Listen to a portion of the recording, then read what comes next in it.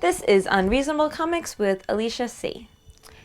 For this show, we're going to be talking about all things comics. I will talk about comic books, comic book-based video games, comic book-based television shows, and movies, and all things that tie in. For this episode, we are going to be talking about Deadpool. I am basing this review off of Deadpool Classic. This is volume 1, but I've also read the 6 volumes that I have out for the time.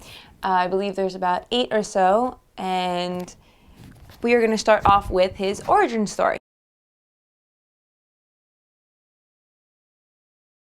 Deadpool's origin story is that he was a mercenary. He has been a mercenary for a very long time, and at one point he developed cancer and went into an experimental treatment from the Weapon X program. That unfortunately did cure his cancer, but had a big drawback. Like everything in superhero worlds, he developed lesions all over his body. He healed at such an exponential rate that he developed calloused, basically, tumors on the outside of his body from the healing factor. So now that he's disfigured, he always wears his suit, that black and red outfit that we all know and love, and he can't die because he heals so quickly. He can regenerate an entire hand, an arm, a limb. You shoot him in the head, it comes right out and he heals, much like Wolverine. He got his healing factor from Wolverine, and that is why it is so similar, because it is literally taken straight from him. The original Deadpool origin story does start off with him in other comics. He is originally a villain that we later on see, once he actually gets his own comics, that we delve deeper into him, into the mercenary aspect, and he becomes a chaotic neutral. Once he is a chaotic neutral, he is no longer a villain. He's not in it for the good or the bad, he's in it for the money. He can get paid whatever it is. You tell him to kill a child, he will go to kill that kid. Somebody pays him more to save that child, he will turn right around and save that kid.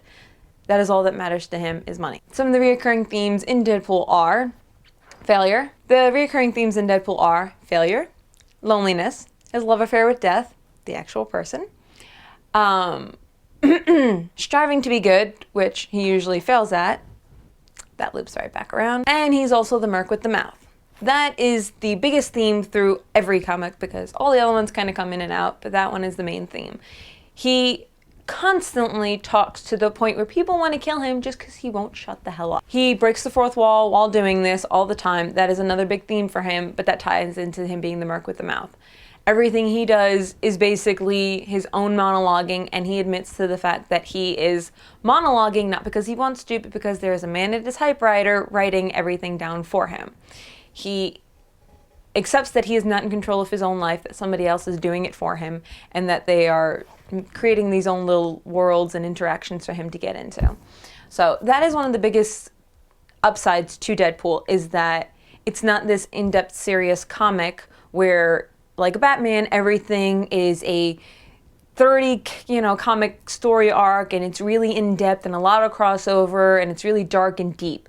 Deadpool is not that deep, not that dynamic, not that hard to get into. He is really enjoyable just for the fact that he's going to go around on a mission, he's going to kill some people, he may or may not actually complete the mission, which ties into the failure, and he's going to be funny about it. He's going to joke around and just be an all-around good time.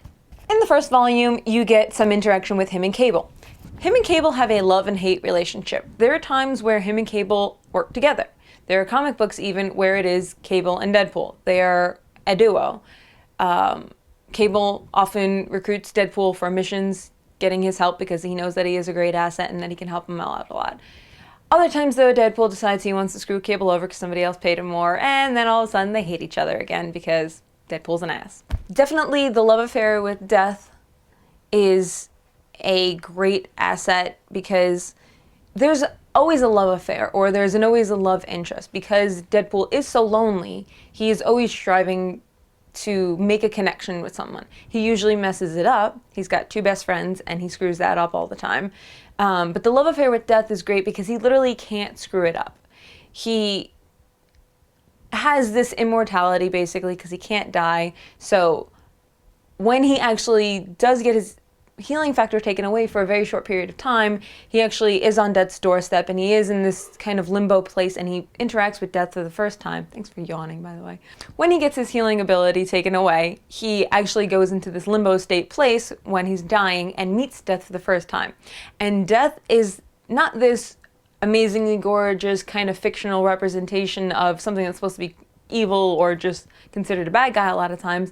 Death is a skeleton in a cloak. Of course, she's got big boobs, but other than that, she is kind of the representation that we always see, where it's just this hooded, skulled figure that's coming for you. But it's great because Deadpool finds this kind of emotional attachment to something that he knows he can almost never have. He actually even wants to die at certain points just because he wants to be with death again. And he tries to find tons of ways to do that, and actually he gives up that goal a little bit down the line in the volumes when he realizes that he might actually be able to become a hero and save the world. And that ties into him striving to be good. He does try to do good things a lot of times. You'll see him go on a mission and he actually completes it. And then he realizes he did something really, really bad. And you get that actually in the first volume when he interacts with Sasquatch and he messes up a project of Sasquatch that they were doing, and he's gonna kill a bunch of people basically because he disrupted some kind of nuclear reactor basically. And once he realizes the mistake he makes, he actually tries to fix it, and that's when he loses part of his healing capability, and he can't grow back his hand properly. He loses a finger, he can't grow that back. He's got a bunch of bullet wounds, and he's actually dying at parts and times, and he's striving really hard to get back his healing capabilities. So you get the love affair with death, you get the loneliness, you get the failure, you get the striving to be good. Those actually all tie in together. They are all connected in some way, shape, or form because it's all Deadpool. It's all what he wants to be, what he is, and just him trying to be himself, basically. His two best friends are Weasel and Al. Weasel is his tech guy. He is this nerdy little dude who makes the transporter for him. It's on his belt so he can, bounce from place to place. And also the cloaking device, which makes him be able to shift into different people. There are times when you're going to see him as the Green Goblin, as Spider-Man, as, a bunch of other people. He just kind of likes to hide in plain sight a lot of times, so he will mask himself. And that's what he has Weasel for, is he helps him out with all those little gadgets. And then there's Al. Al is actually this little old blind lady who he keeps hostage in his house. But as you see as time goes on, Al isn't so much a hostage as a willing, permanent member of his home. She is almost like his conscience. She tries to guide him in the right direction. She tries to tell him maybe why he did a bad thing. Not that he did a bad thing to stop it, but to kind of get him to realize he did something out of character and to kind of just be that little voice on his shoulder telling him, why did you do that? Why do you think that happened? And it's a good dynamic because he is very abusive to Al. You actually stop for a couple times and think, why would this person not try harder to escape from him? And you realize because she knows he can be a good person and she actually wants to help him do that. And that's another part of him striving to be good, is that he actually has people helping him. It's not just him trying to do it and other people telling him, you're an asshole, you're a villain, you're bad, you can't be good. Everybody else is literally trying to help him out. There is one downside to Deadpool. Unfortunately, the artists are not always the same person. These comics are done over a long period of time, and what happens is certain artists take certain liberties with Deadpool, and unfortunately, their idea of the origin story are two different things. So in one comic, we see that he is drawn with lesions on his face. He's kind of broken skin and calloused, and you can tell that it is what basically a tumor on the outside would look like. It's very graphic detail and it's done very well, and it does make you kind of look at him in the sense that you can understand why he's horrified to look in the mirror and horrified to have anybody else look at him, and so automatically assume that somebody would look at him even if they loved him in horror, because he can't understand how this is a good thing. But then we go from one comic to the next, and suddenly he's drawn like the Thing. This bothers me because it is such a drastic change. It makes his face large bulbous rocks. It doesn't fit with anything.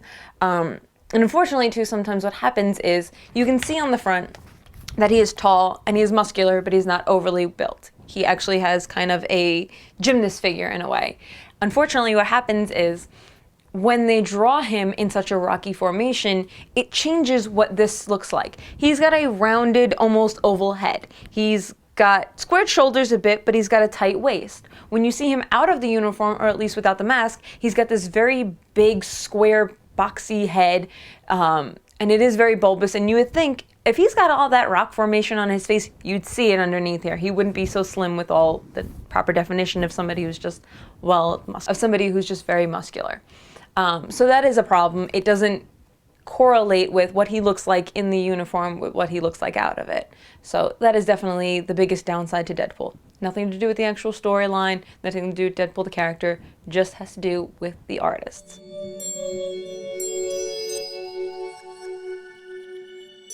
For a little bit of recap, we had very Joss Whedon-esque season 1. There was a lot of twists and turns, a lot of heartbreak. We obviously get that development of the Skye and Ward romance, and then of course Ward turns evil. It felt very much like a Buffy Angel kind of situation where, oh crap, he's turned bad and now he's the villain. The Fitzsimmons relationship reminds me very much of a Willow-Xander kind of dynamic where obviously they were two friends, they've been together so long, they're so close, and the one obviously feels more for the other and they just don't see it. Obviously, my favorite character is May. Melinda May is the best badass you could ever get.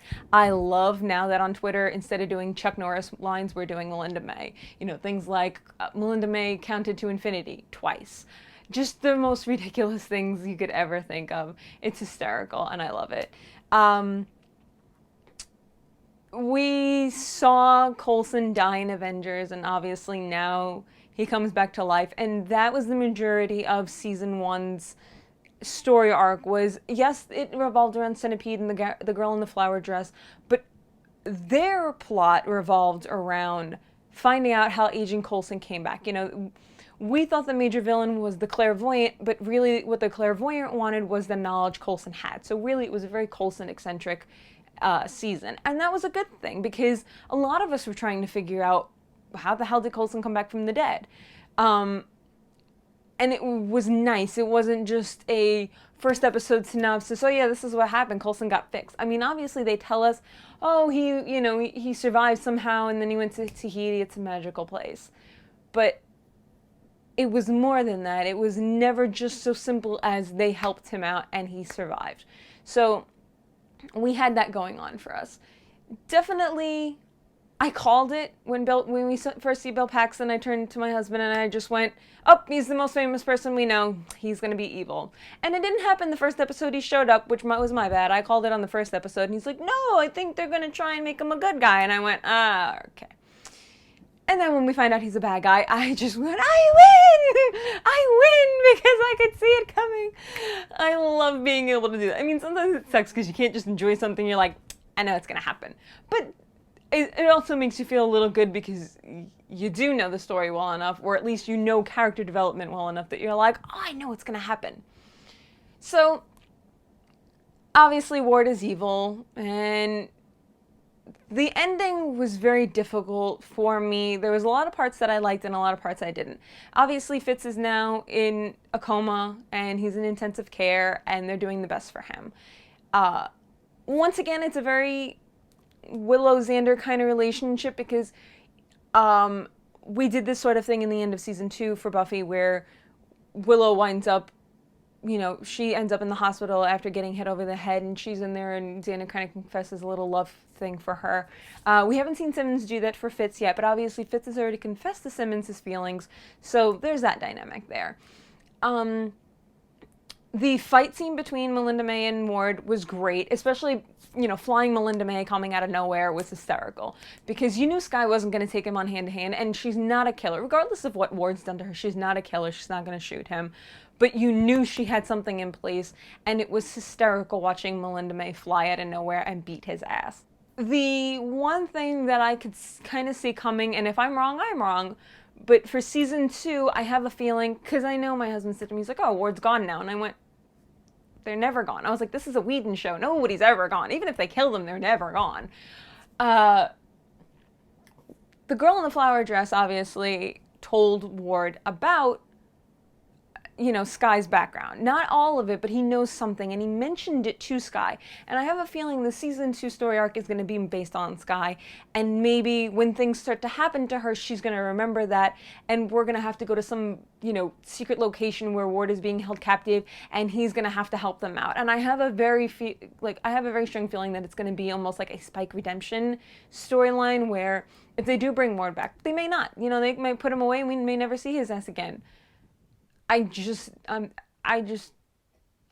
if you've watched enough Joss Whedon shows, you kind of know that he never writes anybody off. You never have a character come in that isn't important. Everybody has meaning.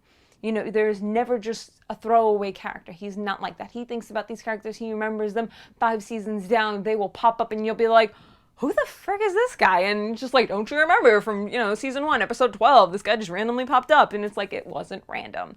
That is Joss. So I very much feel like Ward is going to be a part of season 2 in developing the whole Sky thing. He's going to have to help them, maybe find the girl in the flower dress and kind of figure out her storyline. And they may try to work him back in. That's just my guess because, like I said, you watch enough shows and you kind of just start to, you can almost like picture what the storylines are going to develop into. The other thing was, it was awesome watching him do it. So Joss loves to play that little twist game with you, where you think you know what's happening, but you really don't. The references I will give, and then I will show how they relate to the scene. It's Buffy. Sorry, I'm going to reference it, but it's just easy, especially because it's his biggest work. There was one episode where Giles is sitting in the crypt and he's waiting and he's like, oh, nothing's going to happen. And he leaves and Ethan Rayne comes out of the darkness and he starts going, oh, you don't know what's going to come. And Giles comes back into the crypt and he's like, did somebody say something? And Ethan's like, damn it, I thought you were gone. It could have been that climactic character coming back and, coming out of the darkness and, oh, to be continued, or, just like cutting into the black and, you don't know what's going to happen. But Joss loves to play with you. So it was like, oh, you're building it up and, oh, we caught him in the first 5 seconds. The same thing goes for the Dracula episode of Buffy, where Buffy kills Dracula and then all of a sudden we see him trying to billow up out of the dust. And we're thinking, oh God, Dracula isn't dead. This is going to be a 2-part episode. And then Buffy's standing over him going, I've seen the movies. You always come back. And she's like, she stakes him again. And then he tries to build up and she's like, and he falls into dust. And that's a very Whedon type thing. So towards the end of the episode, we get to see John Garrett being taken down by Deathlock. We kind of dismiss him because a lot of other things are happening, but then all of a sudden we have that scene where he comes back and he gets all of, he's put in full body armor. And even my husband said, yeah, because he's supposed to be in full body armor. And it was kind of, you could even see all the technical detail and the way it's shot and everything. And it's like, man, they must have spent so much time getting that scene put together with having him in the full body armor and everything. And I'm just sitting there going like, he's not coming back. We know he's not coming back. Like, why would they bother? We already did everything for him. We already figured out his story arc. There's not much left. I mean, sure, you could try if you wanted to, but I was just like, we did John Garrett. And then Coulson comes in and blows him up. And my husband just started laughing his ass off because he didn't see it coming. I thought it was hysterical too, just because it was, like I said, it's such a Whedon move of just, it's almost like what he calls a wham line. That wasn't necessarily a wham line, but it's almost like a gotcha moment. You think you know what's going to happen and then, gotcha, he's not coming back. You blow him away into smithereens. That's the reason I'm saying I really don't think he's going to come back or there's going to be any reason for him. And maybe like a Ward Garrett flashback kind of thing. But other than that, I don't see it happening. But I definitely enjoyed that. I liked that it did have that feel of Whedon where you're just like, he doesn't do the expected. I mean, obviously, I keep thinking it's expected. I feel like it's expected of him because I've watched enough shows by him. So you kind of get the feel for, it's like watching a Hitchcock movie. You know, you notice their patterns after a while. You see what they're going to do. But I know that for a lot of people who aren't as devoted as I have been to watching his shows, especially my husband who's only just finished season 3 of Buffy, I want to kill him. You know, he doesn't know the way he works. So for him, you know, he can still be surprised. So I definitely enjoyed that for his sake of enjoyment. We finished it off where we know S.H.I.E.L.D. has been demolished and Fury is no longer the director, and he gives it away to Coulson. So Coulson, it's no longer Agent Coulson, it's Director Coulson. So this is definitely one of those shows where the first season, it was almost, for the most part, each episode was devoted to a case or something happening, and you built up character development and dynamics, and you got a villain for that, but it's going to continue now, and now that you've built that base and that almost like camaraderie, you have something to build off of. So season 2 will be a lot more integrated. It'll be them building up, but you already know these people, so it's a lot to look forward to. You know, season 1s are usually rough, but this one wasn't that hard. The first couple episodes were a little struggling, but once it got into more of a story plot line and you got into the characters, it was definitely worth the time. And it bothers me because we have to watch the movies. If I don't want to watch the movies, like certain ones I didn't want to have to watch, but I did because I needed to know things. But I don't necessarily mind that Avengers is tied in with them and things like that. So it definitely tied everything together, and that was a great part of it as well. So that was my Agents of S.H.I.E.L.D. season 1 recap and finale.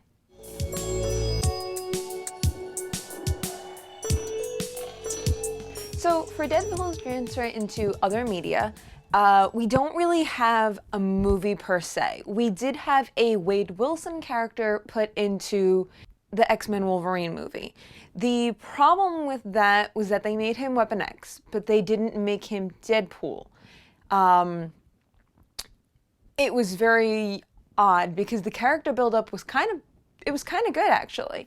They had Ryan Reynolds playing Wade Wilson. He was a wisecracker, constantly talking, running his mouth. There's the one scene in the elevator where he keeps making comments, and somebody turns around and is like, "Can I just slap him? Can I just shut him up? Is there nothing you can do to make him stop?" So that was like a great intro. But then all of a sudden they take him away. And he comes back and he doesn't have a mouth. It's been sewn shut or whatever was done to him and all these weird things. And it was very awkward because they took a lot of liberties with Wade Wilson and kind of completely cut out the aspect of Deadpool, what Deadpool would actually be like. So a lot of Deadpool fans were pissed because you didn't need to do it. You could have made him but you could have literally picked any other character to make him that way. There is a onslaught of bad guys that you could have picked to just make a villain and then kill him off. I'm not sure if they wanted to continue with that and bring Wade Wilson back and make him Deadpool, because at the end of it, they kill him. And Deadpool can't die. He's just like Wolverine. So it was very confusing. That was definitely a horrible transfer from the comic to the movies. The other thing that you can say is that he hasn't really been put into TV as much. The only really thing that you get out of him is there's one episode where it's Deadpool versus Spider-Man in the Ultimate Spider-Man cartoon.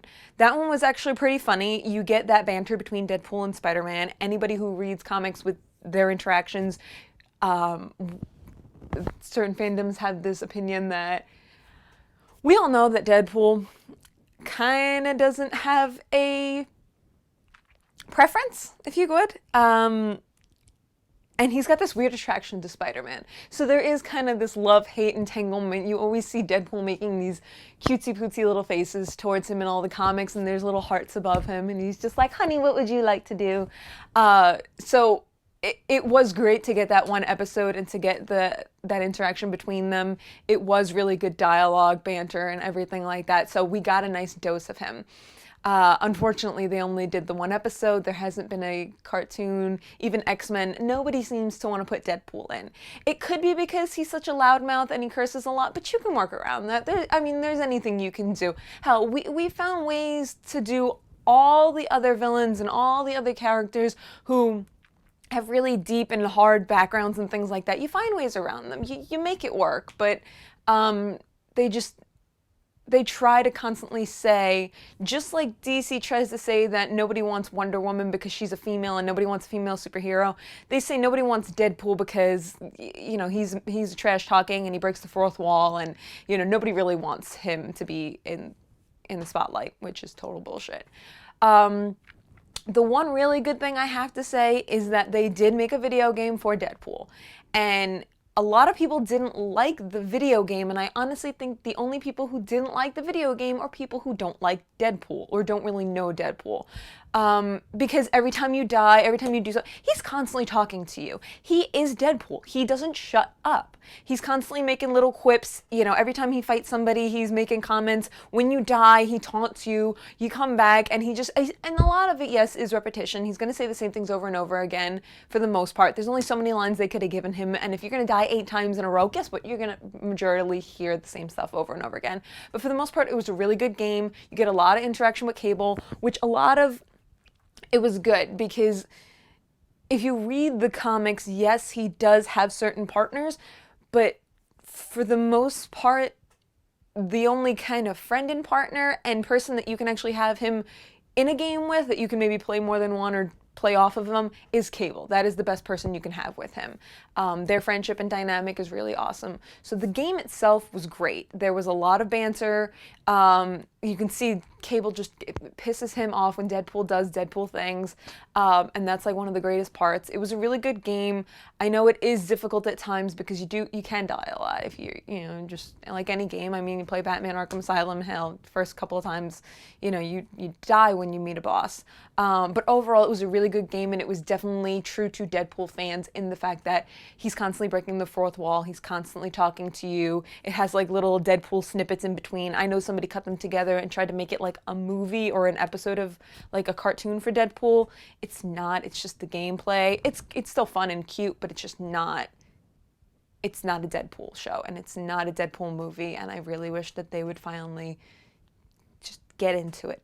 I wish Ryan Reynolds, yes, Green Lantern sucked, but I don't think he was right for that role. I think that he is right for Deadpool. We've seen it when he played Wade Wilson. We saw him talking like an idiot. He runs his mouth and on and off and on and off and on and off. And I think he's got that great witty banter. Just watch Van Wilder, just watch even Just Friends or any of those things. You can see him being that wise ass jerk. Watch him on Two Guys, a Girl, and a Pizza Place.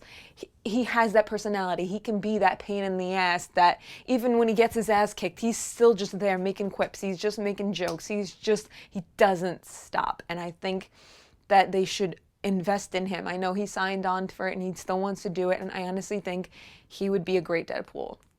I just wish they would give it the chance. So that was Deadpool, the transition from comic to media. The next thing I'm going to go over is the collectibles.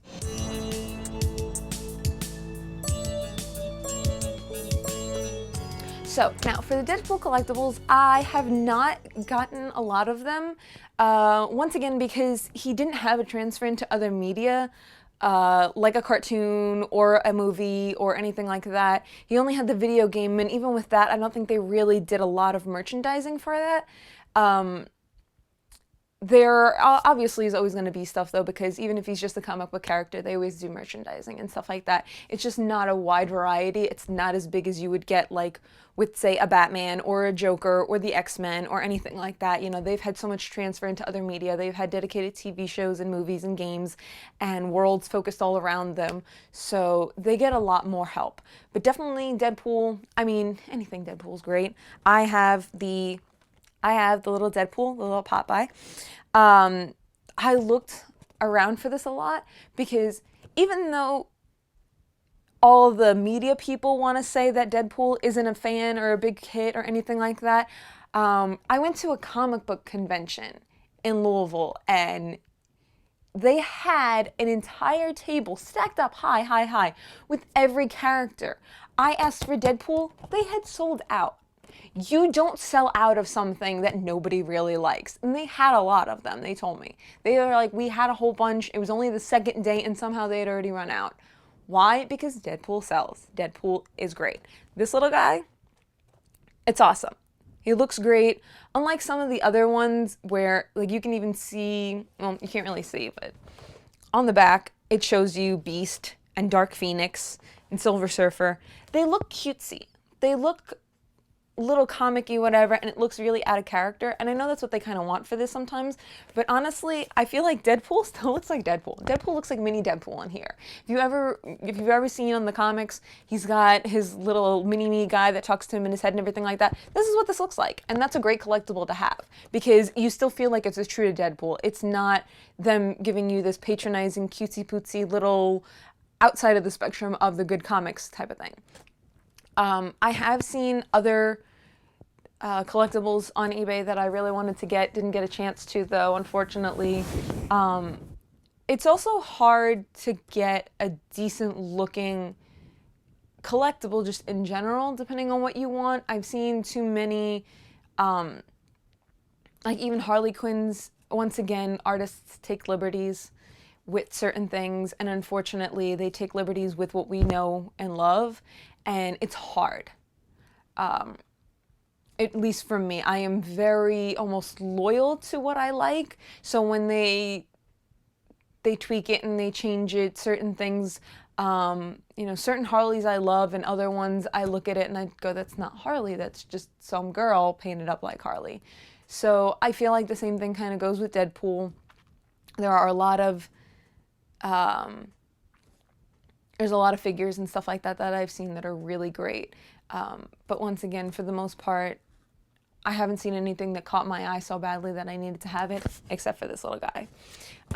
You do see I have the posters. That's my Deadpool. And then that one I also got at Comic-Con in the WizardCon in Louisville.